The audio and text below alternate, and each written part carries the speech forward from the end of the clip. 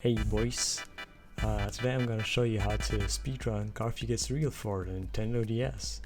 I'm gonna keep this as brief as possible because there's not a lot of tech involved, it's mostly just skill. Let's get right into it. So first of all, there's a text screen here, which you can easily just skip over with the button in the bottom left corner, and then we're already able to get into the first level. Here you'll have to collect books which fly out from the shelves.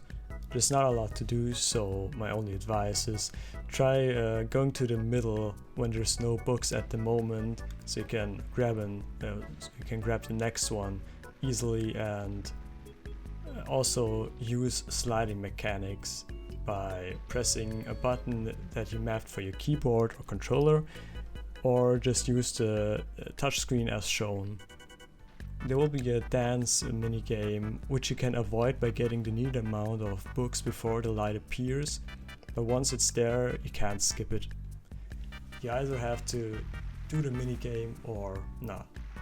Both take the same amount of time. And that's level 1. Moving on to the kitchen. This level is just as simple as the first one. You gotta collect flying food items before they hit the ground and avoid plates that John also flings at you. It's pretty much RNG what John throws at you, and you should use the same tactics as the ones that I mentioned before. There's also another dance minigame, but this one, however, you cannot avoid. Now we're coming to one of the more difficult levels, the studio. It's a 2D platformer in which you go through the park while avoiding obstacles. There's gonna be a lot of swings that you can either flip or walk in between, whatever suits you best. And when there's an obstacle-less area, you can use your front flips to move forward faster. It's almost twice as fast as normal walking. Then there are these trapezes on which you have to swing with to the other side. You really have to pay attention on your timing because it's easy to miss them. There's also an area in which many of them are connected to each other. You can use a certain glitch in which Garfield is able to do a normal jump in mid-air. It's useful for more of the tight jumps. Right after that, there's a big gap. You have to get really close to the edge if you want to make it over there to the other side. And then there's the zip line. To get onto the zip line, you'll have to place yourself a bit before this blue foundation that you can see right here, and then do a flip. But be careful, once you walk too far, you can't go back. You can't go back.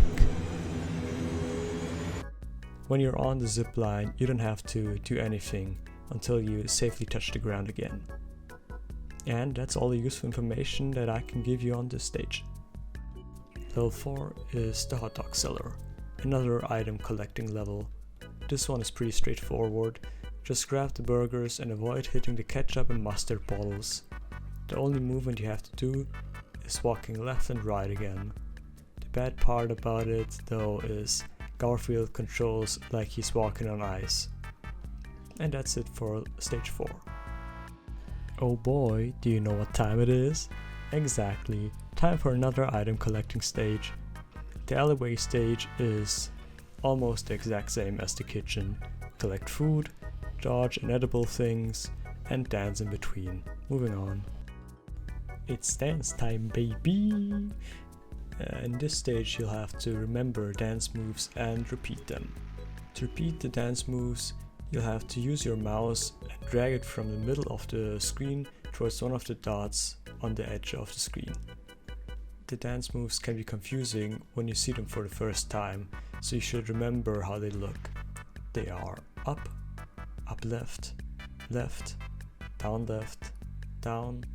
down right, right, and up right. There's a total of 10 levels you'll have to do, and they get harder each time.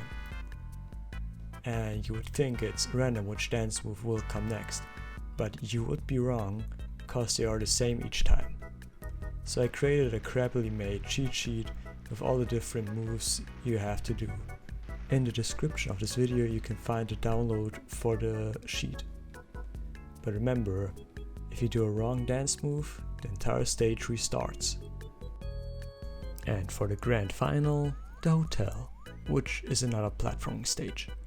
Here you can find flames over which you have to flip, and then there's chains with which you have to swing over gaps. With these chains you have to time your flips right so that you don't accidentally jump into the gaps. And sometimes there's fire right next to one of the gaps, so watch out not to jump into them. And remember the mid-air jump glitch from the park level? Yeah, that one doesn't work here for some reason. But after you get to OD and finish the stage, you've done it. You're officially a Garfield Gets Real speedrunner.